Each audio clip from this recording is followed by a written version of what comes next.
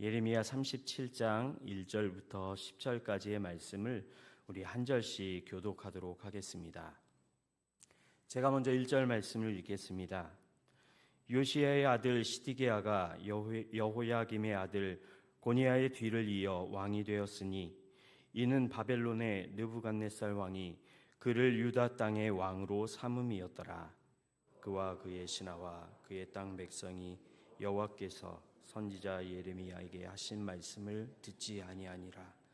시드기야 왕이 셀레메아의 아들 여후갈과 마세야의 아들 제사장 스바냐를 선지자 예레미야에게 보내 청하되 너는 우리를 위하여 우리 하나님 여호와께 기도하라 하였으니 예레미야가 갇히지 아니하였으므로 백성 가운데 출입하는 중이었더라. 바로의 군대가 애굽에서 나오매 예루살렘을 애워쌌던 갈대아인이 그 소문을 듣고 예루살렘에서 떠났더라. 여호와의 말씀이 선지자 예레미야에게 임하여 이르시되 이스라엘의 하나님 여호와께서 이와 같이 말씀하시니라. 너희를 보내어 내게 구하게 한 유다의 왕에게 아뢰라. 너희를 도우려고 나왔던 바로의 군대는 자기 땅 애굽으로 돌아가겠고 갈대아인이 다시 와서 이 성을 쳐서 빼앗아 불사르리라. 여호와께서 이와 같이 말씀하시니라. 너희는 스스로 속여 말하기를 갈대아인이 반드시 우리를 떠나리라 하지 말라. 그들이 떠나지 아니하리라. 가령 너희가 너희를 치는 갈대아인의 온 군대를 쳐서 그 중에 부상자만 남긴다 할지라도 그들이 각기 장막에서 일어나 이 성을 불사르리라. 아멘. 할렐루야. 7월 24일 수요일 새벽 예배 자리에 나오신 여러분, 오늘 하루도 하나님의 은혜와 평강의 복이 가득하신 하루 되시길 주님의 이름으로 축복합니다. 지난 3일간 여러분은 얼마나 감사의 삶을 사셨는지요? 주일에 우리에게 주셨던 말씀처럼 감사의 능력을 혹시 지난 3일간 느끼셨는지 궁금해서 질문을 한번 드려봅니다. 감사가 어떤 능력을 가지고 있다고 우리에게 말씀해 주셨는지 혹시 기억나시는지요? 감사는 우리를 건강하게 한다고 합니다. 그리고 감사는 우리를 행복하게 한다고 말씀해 주셨지요. 그리고 감사는 성품과 관계를 좋게 한다라고 말씀해 주셨고, 마지막으로 감사는 하나님께 영광이 되는 능력을 가지고 있다라고 말씀을 주셨습니다. 지난 3일 동안 여러분은 얼마나 감사의 능력을 체험하고 느끼셨는지 잘 모르겠습니다만 지난 3일 동안 정말 감사의 능력을 여러분들은 경험하셨으리라 저는 믿고 싶습니다. 그러면 저는 과연 어땠을까요? 저는 감각이 조금 무뎌서요. 나중에 느끼는데 지난 3일을 돌아보고 오늘에서야 비로소 그렇게 인도하신 하나님께 감사합니다라고 때늦은 고백을 하기도 하였습니다. 오히려 감사보다는 걱정이 많았던 지난 3일이 아니었나 생각해 봅니다. 개인적으로 처음 겪어보았던 일들, 그리고 한꺼번에 이 모든 일들이 생겨서 때로는 겁이 나기도 하였고 놀라기도 하였고 걱정하기도 하였던, 근심하기도 하였던 부끄러운 저의 모습이 이렇게 파노라마처럼 싹 스쳐 지나가는 것을 오늘 새벽에 아침에 말씀을 준비하며 또 기도하며 그런 생각을 가지게 되었습니다. 저는 우리 수유동교회 모든 성도님들이 감사의 능력을 체험하시기를 소망합니다. 감사의 능력으로 하루하루를 살아가시는 감사가 넘치시는 삶이 되시길 주님의 이름으로 축복합니다.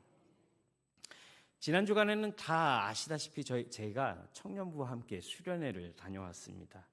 저도 덕분에 은혜를 많이 받았고 또 우리 청년들이 기도하는 모습, 또 찬양의 열정적인 모습, 그리고 말씀에 집중하는 모습 속에서 우리 수유동교회에 이들이 꿈과 비전이구나라는 생각을 해보게 되었습니다.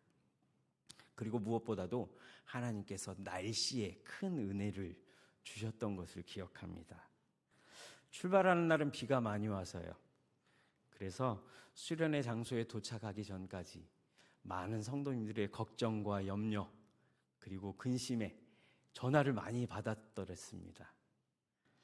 저 또한 그런 불안함이 있었고요. 그래서 심지어 수련회를 준비하면서 계획하면서 이번 수련회는 물놀이는 없다. 물놀이는 피해야 되겠다. 너무 위험하기 때문에 피해야 되겠다라고 임원들과 같이 결정을 하기도 하였고, 그 밖에 야외 활동은 지금 이 상태로 봐서는 비가 그치지 않을 것 같으니 야외에서 활동하는 것보다 교회 안에서 활동을 하는 것이 더 낫겠다라는 제 나름대로의 대책을 세우기도 하였습니다. 그런데 어떤 일이 있었지요? 첫째 날 저녁부터 날이 개기 시작한 것입니다. 그리고 둘째 날 아침에는 햇빛이 찬란하게 비치는 그런 아주 상쾌한 아침을 맞이하게 되었던 것입니다. 여기에 더해서 수련회 장소를 제공해 주신 정목교회 담임 목사님께서 저에게 이런 질문을 하시더라고요. 이번에 청년부는 물놀이를 안 하시나요? 그래서 저는 자신 있게 이번 수련회는 너무 위험해서 물놀이는 하지 않기로 했습니다. 그랬더니 이 목사님께서 계속 말씀하시는 거예요. 그래도 이렇게 날씨가 좋은데 물놀이 한번 나가시지요. 그래서 개울가를 보십시오. 물이 넘치고 물살이 세서 위험합니다 라고 말씀드렸더니 또 다른 방책을 저에게 주시더라고요. 교인 중에 펜션을 하시는 분이 계신다고. 그런데 그 펜션에 아주 좋은 수영장이 있다고 말씀을 해주시는 겁니다. 그래서 한번 청년들과 답사를 한번 가보시고 안전하다 생각하면 그때 수영장에 함께 가시지요 라고 말씀해 주셨어요. 그래서 한번 방문했더니 수영장이 너무 좋은 거예요. 그래서 원하지 않게 뜻하지 않게 수영장에 프로그램을 넣어서 2시간 동안 정신없이 청년들과 함께 지내고 수련회를 진행하였습니다. 그리고 둘째 날 저녁에는 강사님을 모시고 말씀을 들었습니다. 강사님께서 마태복음 17장의 말씀, 예수님의 변화산 변모 사건의 말씀을 본문으로 우리에게 또 청년들에게 은혜가 되는 말씀을 전해주셨습니다. 내용은 저와 여러분이 다 잘 알고 있는 내용이기도 하지요. 변화산에 주님과 함께 있었던 제자들이 예수의 변하신 모습을 보면서 얼마나 좋았던지 그 장소에 초막셋을 지어 지내자라고 제안을 하죠. 그런데 주님께서는 제자들을 데리시고 변화산에서 내려가셨습니다. 제자들은 분명 변화산 꼭대기에서 하나님의 세계를 보았던 것이고 그 세계가 얼마나 아름다웠던지 그 자리에 초막셋을 짓고 하나님의 아름다운 세계를 누리기를 원하지 않았을까 그렇게 생각해 보았습니다. 그런데 목사님께서 이런 말씀을 저희에게 주시더라고요. 변화산의 아름다운 그 하나님의 세계는 변화산에서 끝나는 것이 아니라 지상으로 내려와서 그 변화산의 아름다운 세계를 기억하며 바라보는 것이 신앙생활이다라고 말씀을 해주시는 것이었습니다. 저는 그때 그렇구나. 주님의 세계는 우리가 우리의 영적인 변화산에서 내려와 발견하고 쫓아가야 하는 것이구나라고 생각을 했습니다. 그렇습니다. 우리가 이 세상을 살아가면서 바라보아야 할 것은 바로 주님의 세계이며 주님이 다스리시는 나라 곧 천국을 의미하는 것입니다. 이 천국을 바라보며 삶을 살아가는 것이 저와 여러분이 하는 신앙생활이 아닐까 생각해 봅니다. 온전히 주님만 바라보는 것, 주님의 세계를 바라보는 것, 아름다운 하나님의 세계를 바라보는 것이 신앙생활이구나. 그리고 우리 청년들과 그날 밤에 뜨겁게 결단하며 눈물을 흘리며 함께 기도했던 그런 수련회였습니다. 그런데 오늘 본문은 하나님을 바라보지 않는 백성들을 향한 경고의 말씀을 기록한 본문이기도 합니다. 특별히 오늘 본문 말씀을 통해서 하나님께서 하나님을 바라보지 않는 백성들을 향해 어떤 말씀을 주시며 또 어떤 명령들을 하고 계시는지 살펴보고 또 이 아침에 함께 은혜를 나누고자 합니다. 오늘 본문 예레미야 37장은 34장 말씀에 이어서 계속해서 유다 왕국의 최후에 관한 기사를 기록하고 있는 본문이기도 합니다. 특별히 37장부터 39장까지의 말씀은 시드기야의 최후와 또 예루살렘 성의 최후에 관한 이야기를 보여주고 있는 본문이기도 하지요. 특별히 예레미야가 기록하고 있는 오늘 본문 말씀의 시대적 배경을 살펴보자면 시드기야는 당시 여호야김의 아들인 고니야를 대신하여 왕이 되었던 인물입니다. 특별히 어제 우리가 살펴보았던 말씀처럼 시드기야 여호야김은 여호와의 하나님의 말씀 두루마리를 찢고 화롯불에 태웠던 인물이기도 하지요. 그래서 아버지 요시야와는 말씀에 대하여 정반대의 반응을 보였다라고 목사님을 통해서 우리에게 말씀을 주셨습니다. 칼로 두루마리를 베고 화롯불에 던져서 하나님의 말씀을 태워버린 그 결과는 어떻게 되었을까요? 36장 30절 말씀에 보면 이렇게 말씀이 기록되어 있습니다. 제가 한번 읽어드리겠습니다. 그에게 다윗의 왕위에 앉을 자가 없게 될 것이요 그의 시체는 버림을 당하여 낮에는 더위 밤에는 추위를 당하게 될 것이다 라는 예언의 말씀을 해주십니다. 실제로 하나님의 말씀, 예언의 말씀과 같이 전쟁에서 사망한 여호야김의 시체를 아무도 장사하지 않았고 마침내 들의 나귀처럼 땅에 묻혀지는 비참한 최후를 맞이하게 되었던 것입니다. 그 뒤를 이어서 여호야긴이 왕이 되었지만 느부갓네살이 이를 폐위시켰고 그리고 다음에 시드기야를 왕으로 세워준 것입니다. 이처럼 계속해서 정권이 바뀌고 주변 강대국들의 위험은 늘어나는 불안한 정세 가운데서 시드기야는 정신을 차려야만 했음에도 불구하고 정신을 차리지 못하고 하나님의 말씀마저 외면했던 죄악의 길을 선택하였다는 것입니다. 시드기야는 이를 통해서 그의 행동을 통해서 결국 하나님으로부터 그리고 그를 따르던 신하들로부터 버림을 받게 되었고 느부갓네살에 의해 비참한 최후를 맞이하게 된 것을 저와 여러분은 잘 알고 있습니다. 특별히 오늘 본문 37장은 시드기야가 예레미야에 대하여 청원하는 모습과 또 예레미야는 반바벨론 발언으로 위기에 처한 그의 상황을 기록하고 있는 본문이기도 하지요. 그 가운데 오늘 본문은 예루살렘의 임박한 멸망을 앞두고 일시적으로 바벨론이 후퇴하였다. 그리고 그 물러간 상황 속에서 시드기야가 예레미야에게 하나님께 대한 중보 기도를 요청하는 모습을 기록하고 있습니다. 또한 오늘 본문을 내용적으로 살펴보면 크게 두 부분으로 나눌 수가 있는데 1절에서 5절은 앞에서 말씀드린 것처럼 시드기야가 예레미야에게 하나님께 간구하기를 간청하는 모습, 그리고 6절에서 10절은 예레미야가 하나님의 예언의 말씀을 받고 예루살렘의 멸망을 계속해서 언급하고 있는 크게 두 부분으로 나눌 수 있을 것입니다. 그런데 여기에서 가장 중요한 사실, 우리가 잊지 말아야 할 사실은 유다의 멸망에 대한 하나님의 계획은 결코 변동되지 않고 계속 지속되고 있다라는 것입니다. 그리고 오늘 본문에서 예레미야는 시드기야의 소망, 즉 여호와께 기도하면 모든 문제가 해결될 것이라는 그의 소망이 터무니없음을, 그리고 오직 시드기야가 하나님을 바라보고 하나님께 문제를 해결해 달라고, 지금 당하고 있는 이 어려움에서 건져내 달라고 시드기야 자신이 하나님께로 돌아서고 자신의 죄를 회개하였어야 함에도 불구하고 시드기야는 오늘 자신이 기도하는 것보다 예레미야에게 기도를 간청하고 있다는 것입니다. 유다가 파멸하게 된 이유는 무엇입니까? 오늘 본문 2절 말씀에 보시면 그들의 멸망받게 된 원인은 정치적인 문제가 아니었습니다. 그것은 바로 하나님께 대한 불순종의 결과였던 것입니다. 하나님께 대한 불순종이라고 하는 영적인 차원의 것이었음을 오늘 본문에서 분명히 기록하고 있는 것이지요. 여호와께서 예레미야를 통해 하신 말씀을 듣지 않았는데 그 듣지 않은 대상이 누구라고 기록하고 있습니까?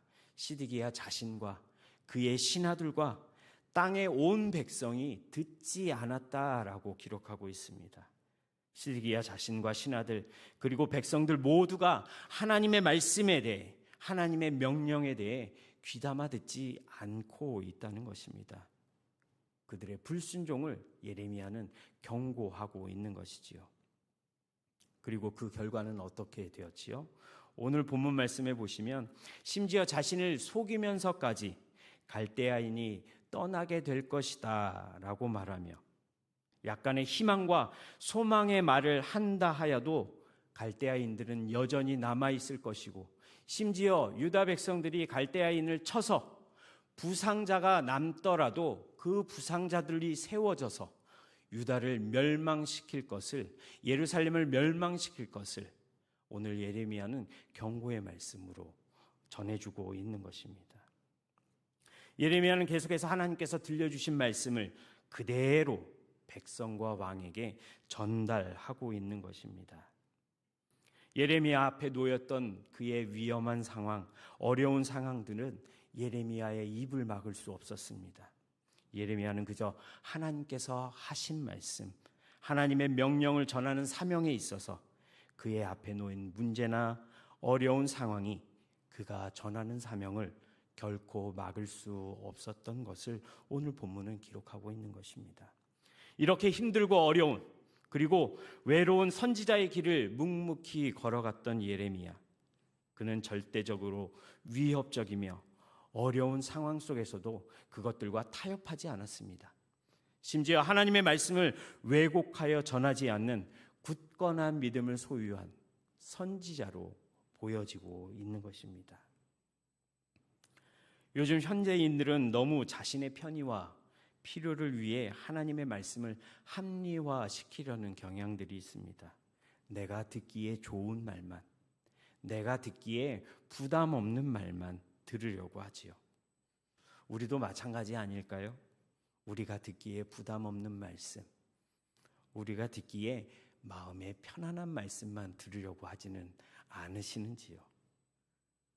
그러나 기억하십시오. 우리는 하나님께서 우리에게 주시는 말씀에 우리 자신을 맞추어 나가야 한다는 것입니다. 우리의 뜻이나 우리의 계획이나 우리의 경험에 따라서 하나님의 말씀을 맞추는 것이 아니라 우리에게 주신 말씀을 우리의 삶, 우리의 모든 것을 따라 맞추어 가야 한다는 것입니다.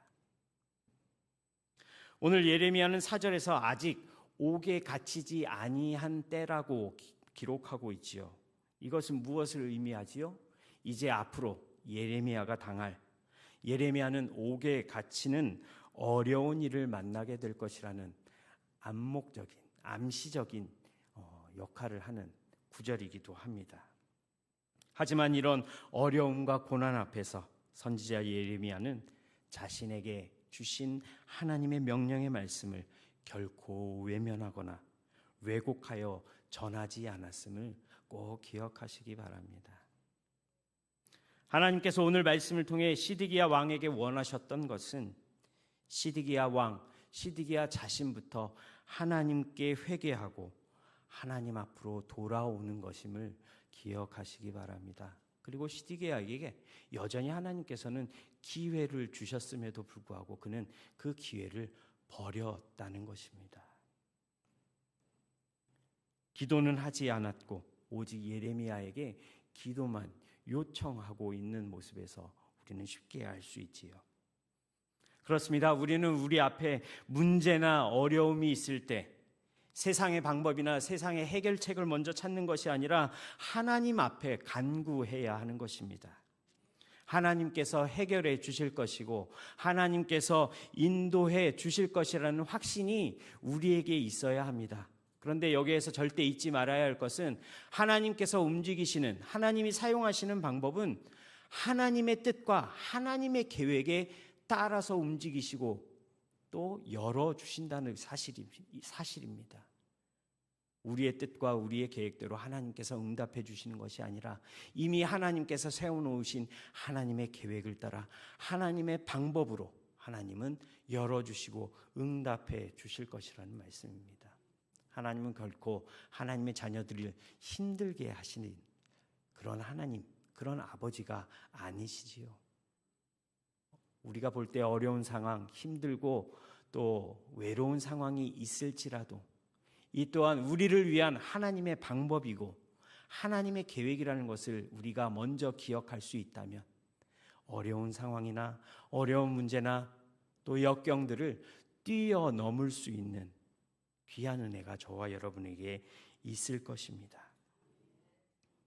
하나님께서 해결해 주시고 하나님 방법대로 인도해 주셔서 우리 앞에 닫혀진 것들이 열리게 될 것이고 묶여진 것들이 풀어지기를 우리는 간구해야 하는 것이지요. 다시 말씀드려서 기도가 가장 우선이 되어야 한다는 것입니다. 여러분의 상황을 하나님 앞에 거짓 없이 말씀드리시기 바랍니다. 하나님 어렵습니다. 하나님 내 마음이 너무나 힘듭니다. 하나님께서 치료해 주시고 하나님께서 함께 해 주셔야만 이 문제가 해결됩니다. 하나님 인도하여 주시옵소서. 오늘 하루를 통해서 하나님께서 저와 여러분의 기도에 하나님의 방법대로 하나님의 뜻대로 응답해 주시고 인도해 주실 것입니다. 그리고 지금 있는 것보다 이 모든 것보다 더하여 우리에게 가장 좋은 것으로 인도하실 하나님을 기대하시기 바랍니다. 오늘 하루도 하나님께서 허락하신 저와 여러분의 삶의 현장에서 주님과 함께 승리하시는 수유동교회 모든 성도님들이 되시길 주님의 이름으로 축복합니다. 기도하겠습니다. 사랑과 은혜의 자비의 아버지 하나님, 오늘 말씀을 통해 우리에게 경고하시는 주님의 말씀에 귀를 기울이게 하시고 우리 삶 속에서 주의하며 주의 말씀을 순종하기에 최선을 다하게 하여 주옵소서. 하나님을 신뢰하게 하시고 하나님께 모든 것을 맡기는 우리 하나님의 자녀들 되게 하여 주옵소서. 그래서 이를 통해 하나님께서 주시는 참된 평안과 안식을 누리게 하옵소서. 오늘 하루 우리의 삶을 주님께 맡겨드립니다.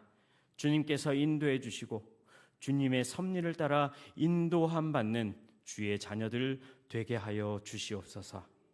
오랜 시간 동안 수유동교회의 모든 성도가 간구하였던 귀한 담임 목사님을 보내주셔서 감사합니다.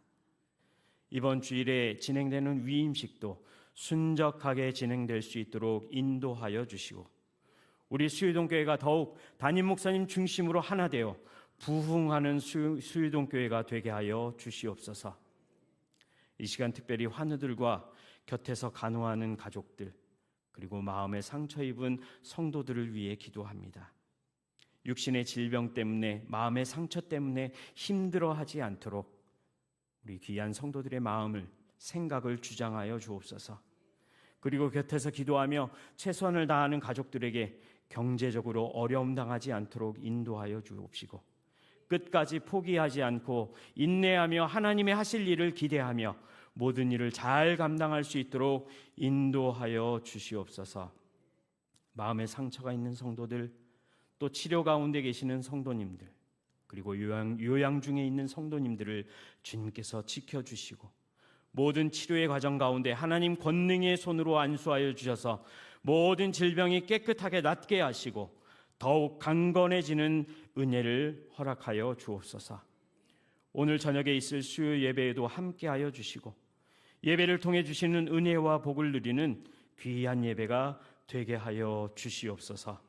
오늘 하루도 주님과 동행하며 우리와 함께 하시는 임마누엘의 축복을 누리는 귀한 성도들과 성도들의 가정과 생업의 터전이 되게 하여 주시옵소서. 이 시간 하나님 전에 나올 때 빈손으로 나오지 아니하고 하나님 앞에 283번째 1000번째의 예물을 드립니다. 하나님 그 마음의 소원과 기도의 제목을 아시는 하나님께서 더욱더 크고 세밀하고 완전한 것으로 응답하여 주시옵소서. 우리에게 귀한 시간 또 하나님의 은혜를 나눌 수 있는 귀한 시간을 허락하신 하나님께 감사를 드리며 이 모든 말씀 우리 주 예수 그리스도의 이름으로 기도드립니다. 아멘. 하늘에